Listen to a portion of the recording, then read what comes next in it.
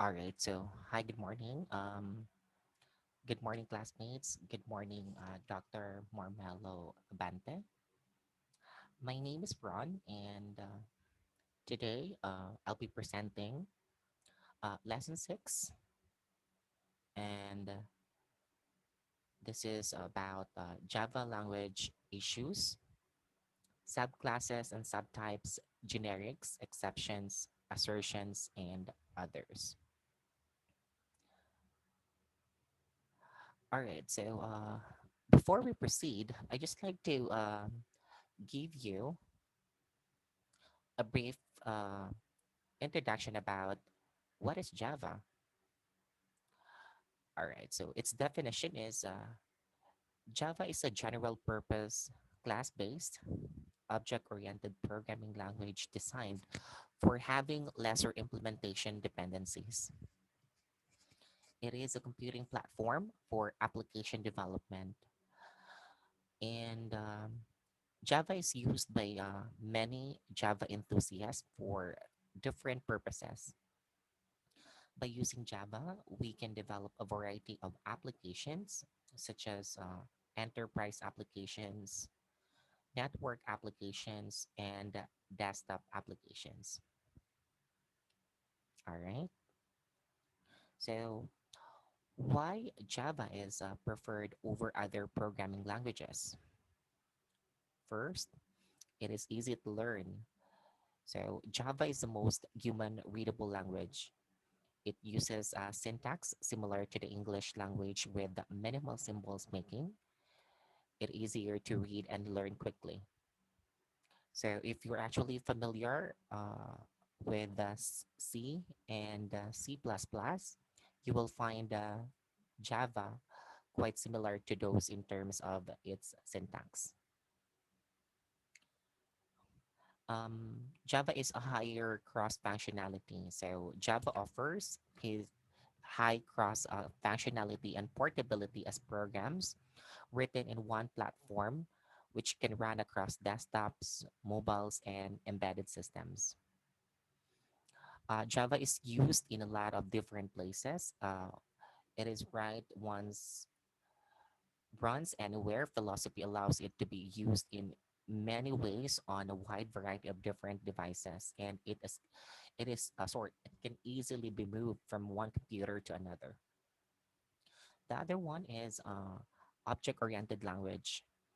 Java is an object-oriented language, and it is one of the few 100% object-oriented language, which makes developing OOP applications very easy. So once you have knowledge about, or once you have the knowledge of basic OOP concepts, you can use them with Java. The other one is Java has an awesome tools such as Eclipse and NetBeans, which are most popular IDEs in the development environment used by software developers. It also has the IDEs like the Notepad++, DOS editor, and other text editors that all have excellent support for Java built in. The other one is a mobile app development. So Java is considered to be very useful for supporting games and mobile applications. Java can be used in order to successfully facilitate mobile development, s- specifically beneficial within the Android app development market. The other one is open source. So Java has been very lucky in having thriving community. It is estimated that there are as many as 10 million Java developers around the world, which Java runs on a wide variety of devices from sports cars to medical devices, and that means a wide variety of industries employed Java developers. It also leads to a broad and diverse community with many different ways to get involved. Legacy enterprise. Java is something relegated to big enterprises. It is mostly used in legacy enterprise applications development. Okay, so let's proceed right now to classes and objects. But first, what is object? Objects have states and behavior. So an example of object is, or an example of objects in the real world is, or are robots, tables, or kumbaga yung mga bagay na pwede mong mahawakan and physically. And class uh, can be defined as a template or blueprint that describes the behavior or state that the object of each type support. So I can actually compare this one to a subject, such as in mathematics, which deals variables and methods.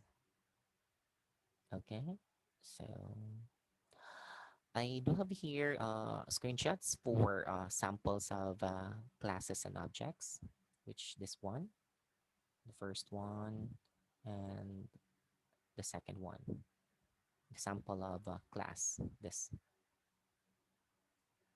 Okay, so let's proceed right now. So what is a subclass? A subclass can be also known as inheritance. A subclass, an important concept in object-oriented programming is, sorry, it is an important concept in object-oriented programming. It provides a way for objects to define relationships with each other. As the name suggests, an object is able to inherit characteristics from other object or from another objects. So as you can see in this diagram, this is an example of subclass inheritance wherein from parent, class, base class, superclass, and then the other one is child, subclass, derived class, and subclass. So in more concrete terms, an object is able to pass on its state and behaviors to its children. So from inheritance to work, the object need to have a characteristic in common with each other. I also have here an example of subclass inheritance or subclass. So this is actually a simple type of program wherein this is a class. The class name is person, and the subclass name, the name of the subclass is employee. So uh, the subclass employee uses or extends the class name, which is person. All right, so okay, so let's proceed right now to subtypes. Subtypes is established when a class is linked by means of extending or implementing. There are number of ways Java allows subtyping. So the first one is when class A extends B.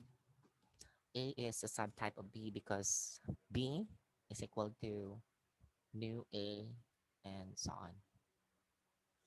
The second one is when interface A extends B. A is a subtype of A because B is equal to new A.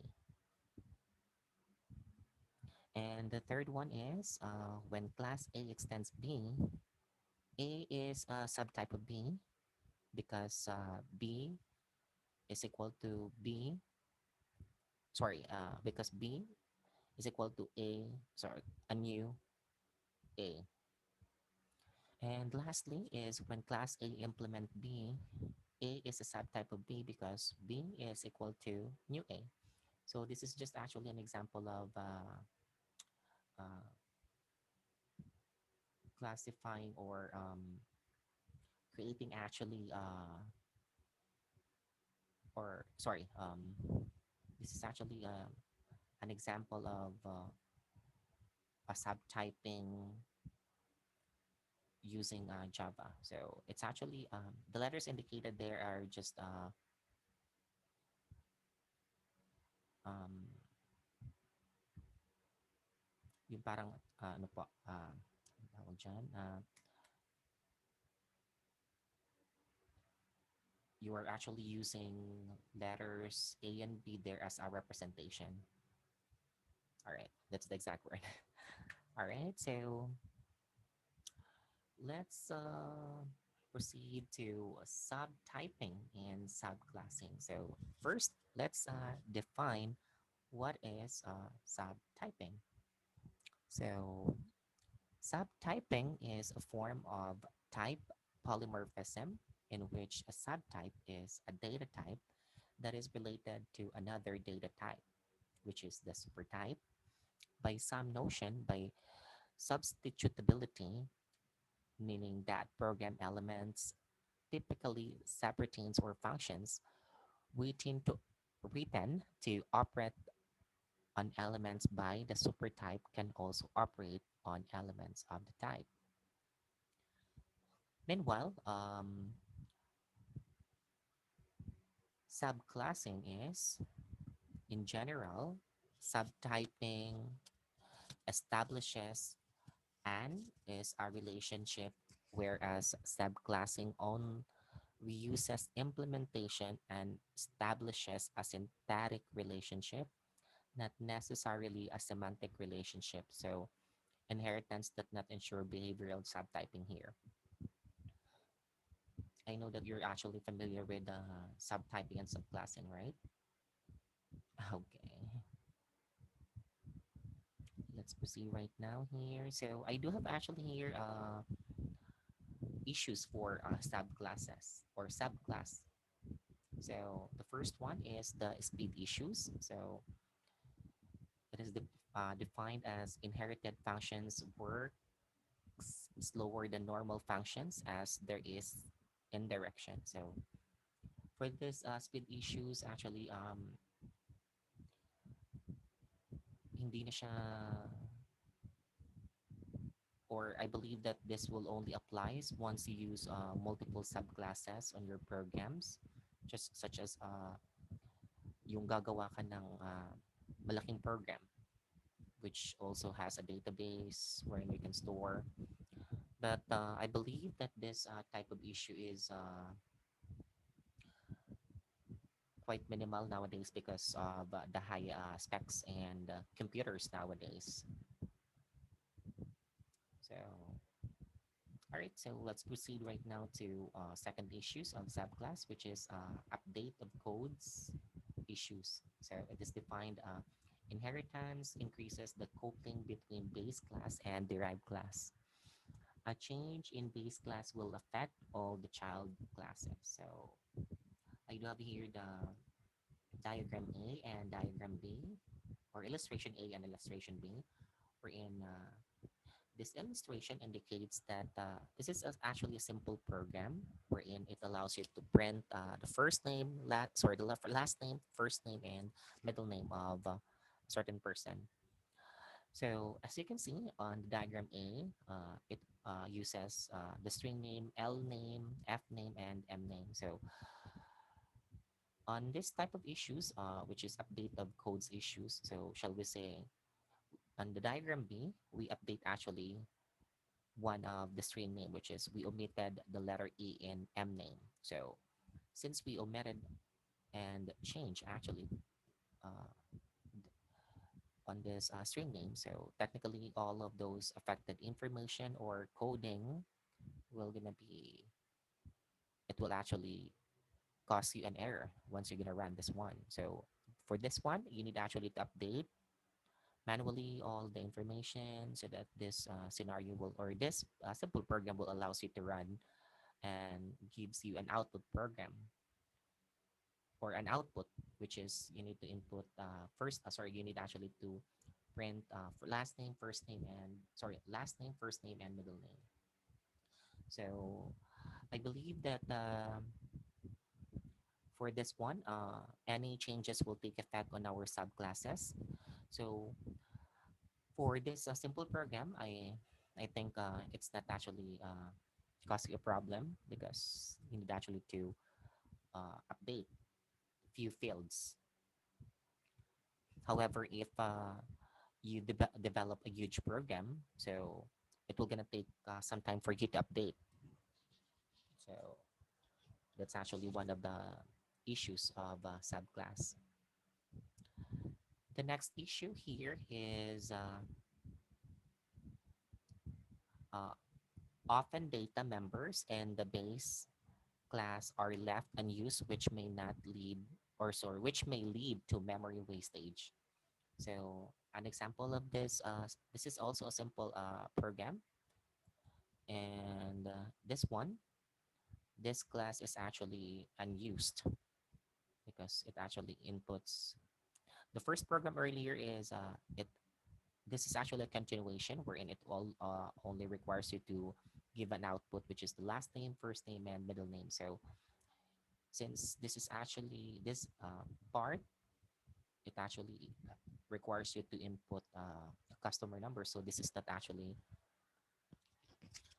used, or this type of information or program or coding rather is not actually used. So in that case, even though this subclass is unused, this will gonna eat or consume your memory or consume memory on your computer storage. So that's actually one of the issues of using subclass. Okay, so let's proceed right now to generics. So generics were designed to extend Java's type system to allow a type of method to operate on objects of various types while providing compile type safety. So I do have here generic methods also. So the first one is you can write a single generic method declaration that can be called with arguments of different types. Based on the types of the arguments passed to the generic method, the compiler handles each method call appropriately. Following are the rules to define generic methods. All generic methods declarations have a type parameter, sections delimited by angle brackets, which is this, that precedes the method's return type, and this one.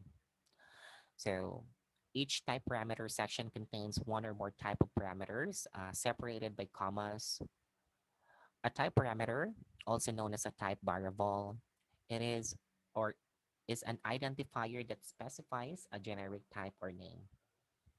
And lastly, a type parameters can be used to declare and return type and act as placeholders for the types of the arguments passed to the generic method, which are known as actual type arguments. So there's actually generics or the facility of generic programming that were added to the Java programming in 2004 within the version of J2 SE 5.0. We also have issues of generics.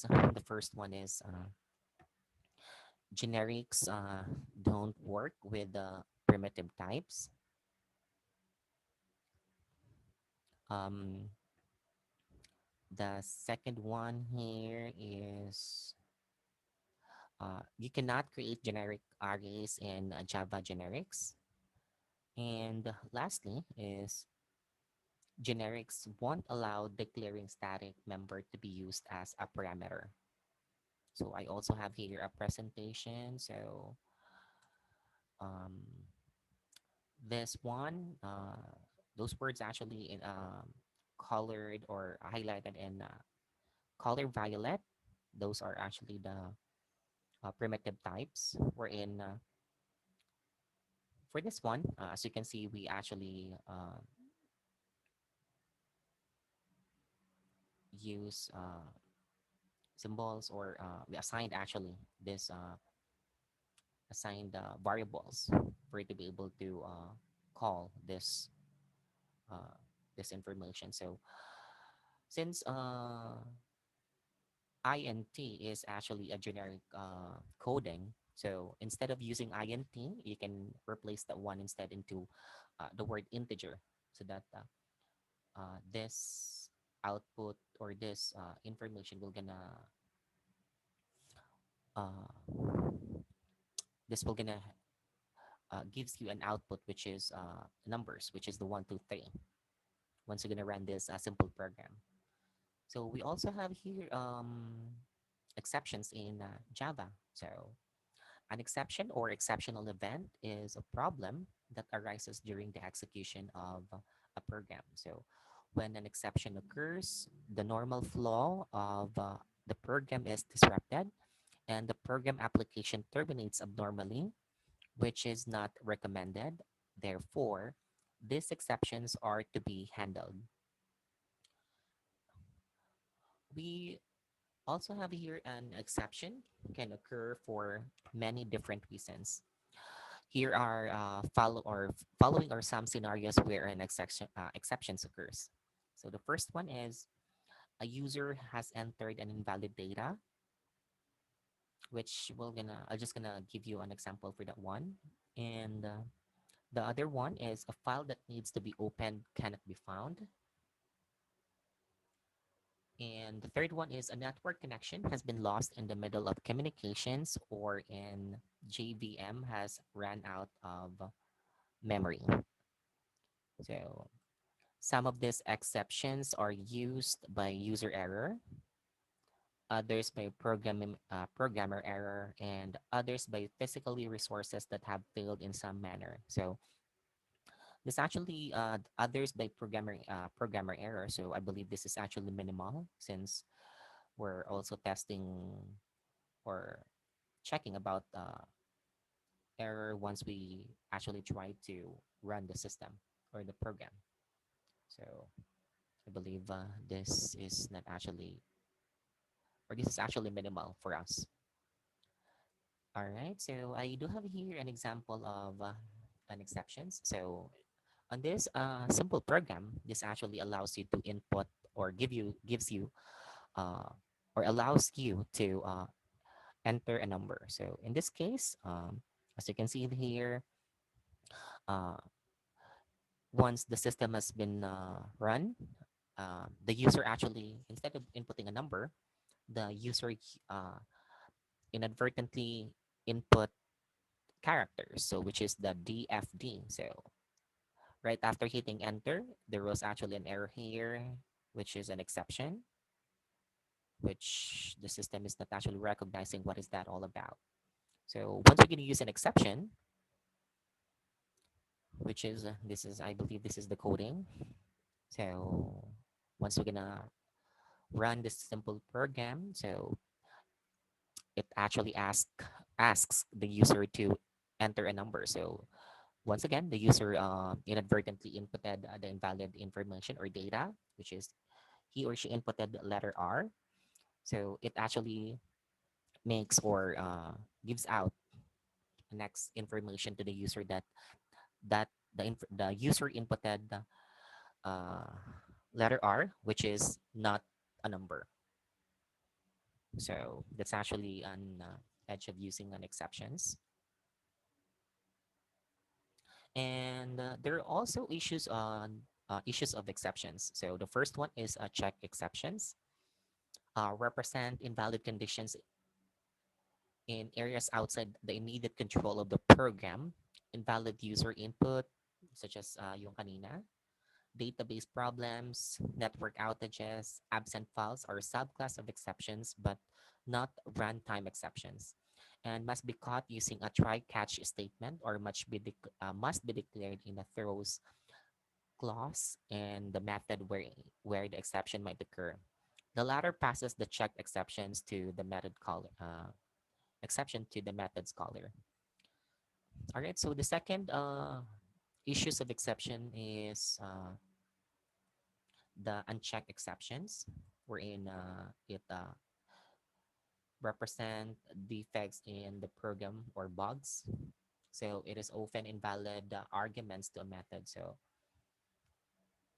This is there's actually a code from the Java programming language by Gosling, Arnold, and Holmes. So unchecked runtime exceptions represent conditions that, generally speaking, reflect errors in your program's logic and cannot be reasonably recovered from at runtime. So our subclasses of runtime exceptions or exception are usually implemented using illegal argument exception, null pointer, or illegal state exception, and are not required to be caught by a try catch statement and are not required to be declared by a throw clause.